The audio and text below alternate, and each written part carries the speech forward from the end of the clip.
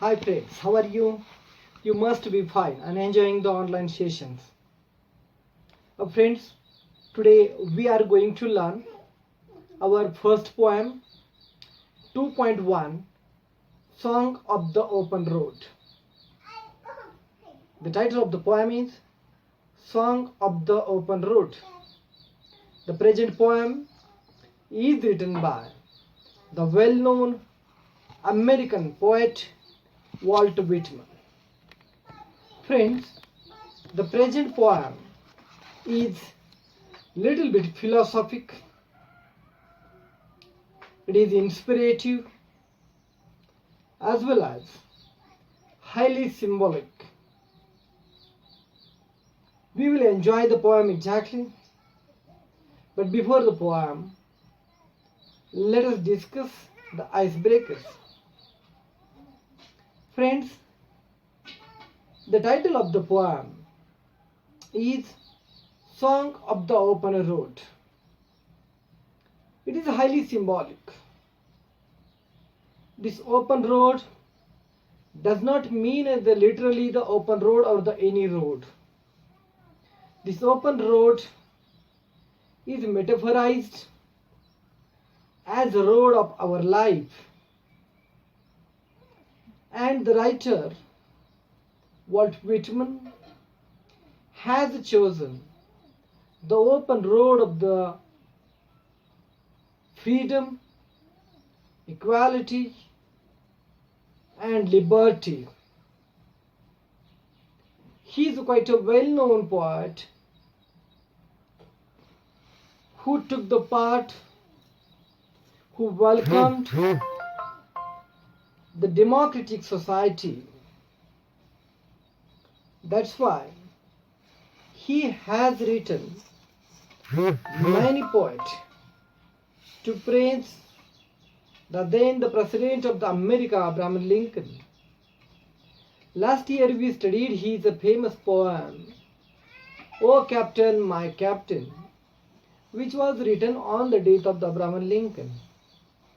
Abraham Lincoln यांच्या मृत्यूवरती ओ captain माय captain ही elegy, ज्याला शोक गीत म्हणूया आपण, ते वॉल्ट व्हिटमन यांनी लिहिलं होतं. म्हणून तुम्हाला सांगितलं की स्वातंत्र्य, समता, बंधुता, लोकशाही या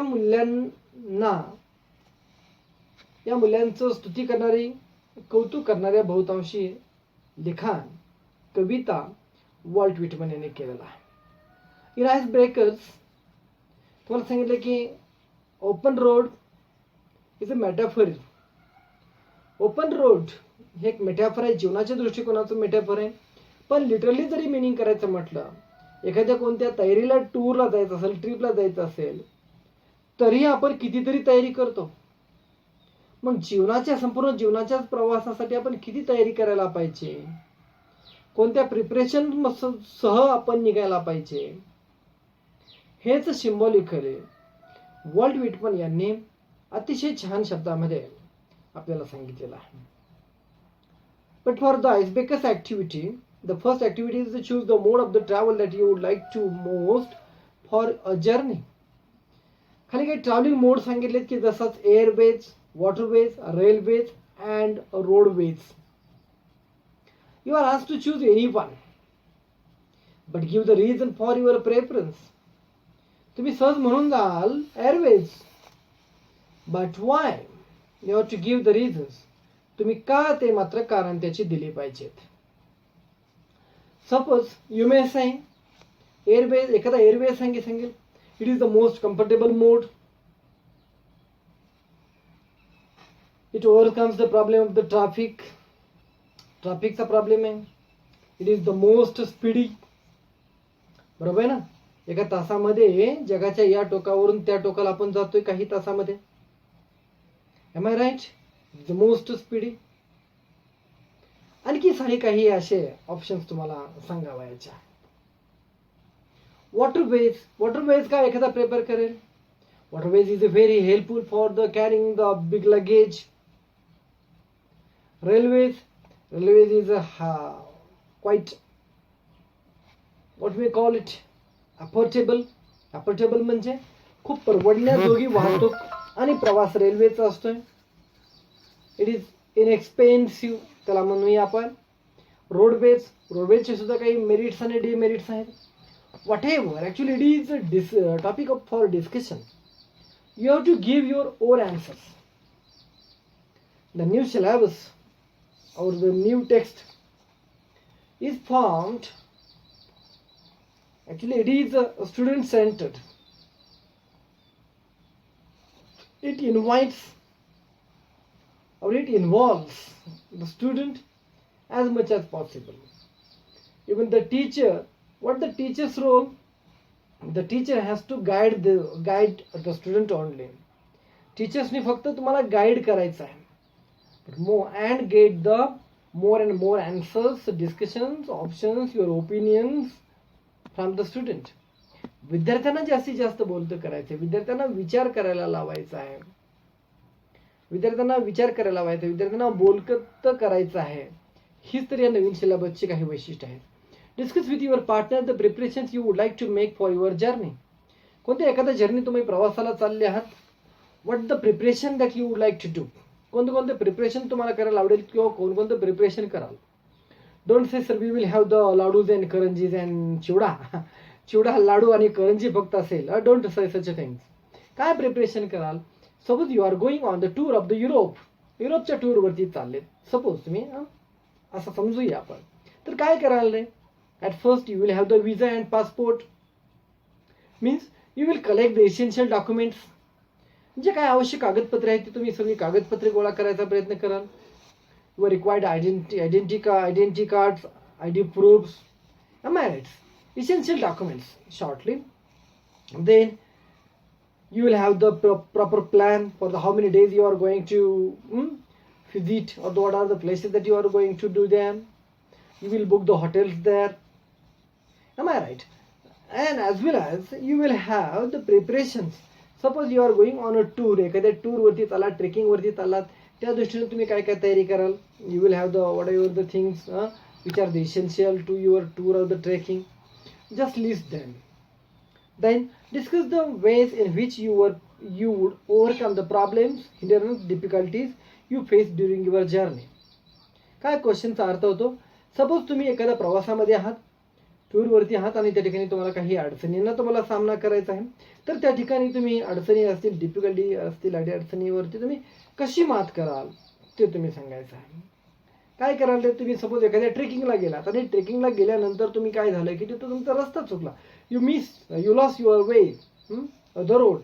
what you will do. You will take the help of the GPS system, Google maps. Google map वापराल, GPS सिस्टम वापराल. You may call to emergency नंबर्सला तुम्ही कॉल कराल. Am I right? असे various options that you can tell here. During the every journey we have to observe the certain rules. प्रत्येक जर्नीमध्ये काही ना काहीतरी लिमिटेशन्स असतात, रूल्स असतात. Discuss your ideas of the journey without any restrictions. असा कोणता एखादा प्रवास तुम्हाला आवडेल की ज्या प्रवासामध्ये असे कोणतेही बंधनं नसतील. अशी काही तुमची एनी आयडिया आहे का. You can begin like this. तुमची ही idea like I would go alone with selected friends. मी माझ्या एकटा जाईन जिथं बंधनं कमी असतील किंवा माझ्या मित्रांबरोबर जाईन, किंवा अशा कोणत्या आयडिया आहेत की जिथं फार कमीत कमी रिस्ट्रिक्शन्स असतील आणि you will have the choice for your journey. तुमच्या प्रवासासाठी तुम्हाला चॉईस असेल असं अपेक्षित आहे. असं ठीक आहे. Just it was the icebreakers. Now let us discuss about the little biography of the Walt Whitman. Walt Whitman, I told you that is a well-known American poet, was born in 1819 and he died in 1892. He was an American poet, essayist and journalist. कवी, निबंधकार आणि पत्रकार म्हणून त्यांची खूप मोठी ख्याती अमेरिकेमध्ये आहे. Whitman is among the most influential poets in the American canon and is often called the father of free verse. Underline the sentence, the father of free verse. Walt Whitman is called the father of free verse. Friends, definitely you will ask me, sir, what is this free verse? Free verse म्हणजे काय. तर पूर्वीची कविता किंवा कविता ही generally विशिष्ट rhythm, मराठीमध्ये त्याला छंद व वेगवेगळे वापरून लिहिलेले असते. तिला वेगवेगळ्या प्रमाणामध्ये लिहिलेली जाते. सोप्या शब्दात तुम्हाला कळेल असे शब्द म्हणजे म्हणतात की प्रमाणामध्ये. बाबा किती ट्रेसचे सिलेबस, अनट्रेस सिलेबस तो थोडासा वेगळा डीप भाग आहे. मी तुम्हाला कदाचित नंतर बोलेन. असं न लिहिता मुक्त छंदाने कविता लिहिणं त्याला फ्री वर्स म्हणतात. फ्री वर्स म्हणजे मुक्त छंद. लिखाण करत असताना कोणतेही बंधन बाळगायचे नाहीत. स्पेसिफिक स्टांजाच असला पाहिजे, त्याला रायमिंग वर्ड्स जुळले पाहिजेत.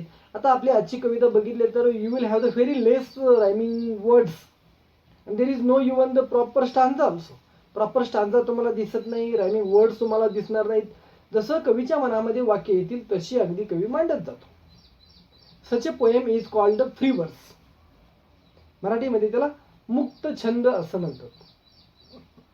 Okay. He is a famous book of the collection of the poems leaves of a grass. Keep in mind or underline it. Leaves of a grass. It was publish in July 1855. 1855 ला ते leaves of grass प्रसिद्ध झालं होतं, प्रकाशित झालं होतं. त्यानंतर बघूया the section 1 of the song of the open road from the leaves of the grass is a beautiful blend of the self awareness. या कवितेमध्ये तुम्हाला काय काय भेटेल? Self awareness, free will and the tenderness of heart. Definitely you will touch these feelings.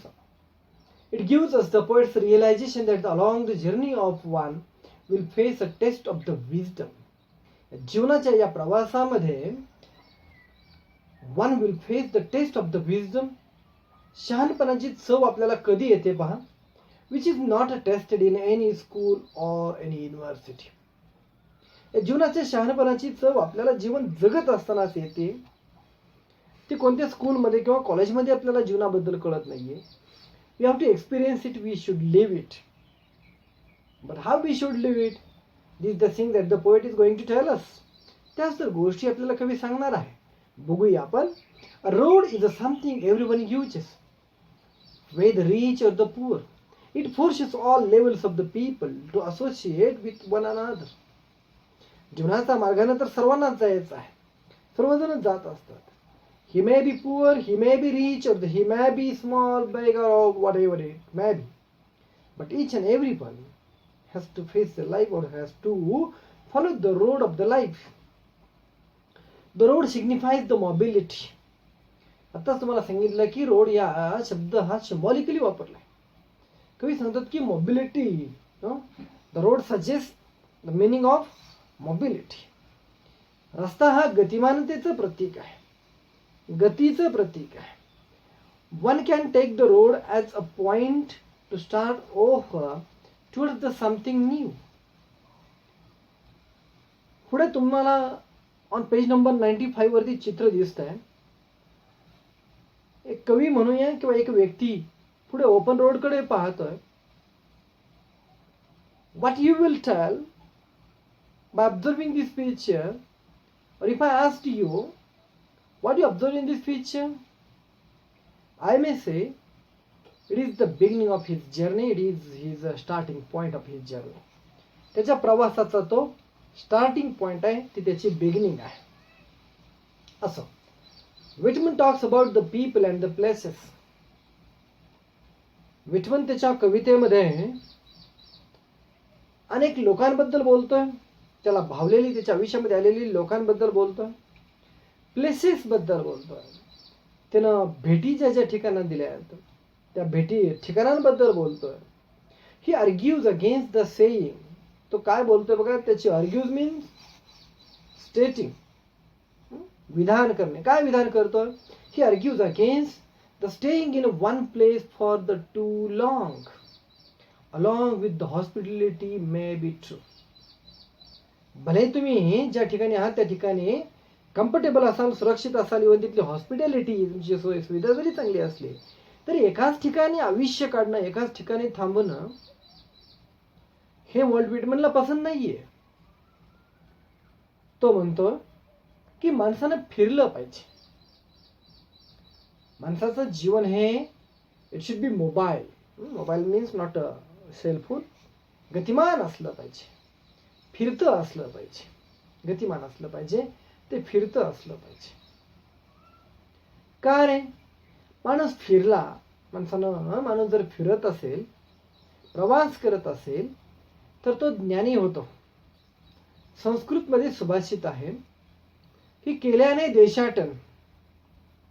Pandit मैत्री, मराठीतून सांगतो मी, देशाटन केल्याने पंडित मैत्री आणि सभेत संचार केल्याने माणसाला शहाणपण येतं. त्यातला वॉल्ट व्हिटमन एक गोष्ट सांगतोय आपल्याला की आपण प्रवास केला पाहिजे. We should follow the open road. कारण एक साधा प्रवास, एक साधी trip, journey teachers so many things. एक छोटासा प्रवास सुद्धा आपल्याला खूप काही सांगून जातो. फक्त तो प्रवास करत असताना आपण काय केलं पाहिजे रे? त्या दृष्टीनं आपण we should observe and we should enjoy the world. ते जगाचं निरीक्षण, जगाचं ऑब्झर्व आपण त्या पद्धतीने केलं पाहिजे. आणि ज्या मोहिमेवरती आपण आहोत, ज्या टूरवरती आहोत, त्या टूरचा आपण आनंद घेतला पाहिजे. That's why he says we should keep on moving. We should keep on moving. We should not stay for the too many days at one place. Although the hospitality may be true, जरी ती hospitality true असेल, good असेल, comfortable असेल, we should go ahead. आपण त्याच्या पलीकडे गेलं पाहिजे. पाणी बघा, जेवढं वाहत असेल तेवढं ते स्वच्छ असतं. आणि एका ठिकाणी साचून राहिलं की त्याचं डबकं होतं, गटार होतं. जेवढं वाहत राहील तेवढं तो स्वच्छ राहतं. तसं अगदी माणसाचं सुद्धा आहे. माणूस जर वाहत राहिला, प्रवाहात राहिला, तर तो ज्ञानी होतो, हुशार होतो. आणि एकाच ठिकाणी जर राहिला, कोणते बदल स्वीकारले नाहीत, नवीन आव्हानाला सामोरं गेला नाहीये, he would be like a pond. तो तळ्या समान होईल, डबक्या समान होईल. That's why Walt Whitman sings a song of the open road. Open रोडचं तो गीत गातोय. नेमकं कवितेमध्ये काय सांगितलंय आता खरं तर मला आज घ्यायची होती, but we can't complete today itself. What you have to do, friends? The poem is highly symbolic. The various artistic devices or the poetic devices are also used here. So what you have to do? Open the book and underline the difficult words. जे काही difficult words आहेत ते underline करा.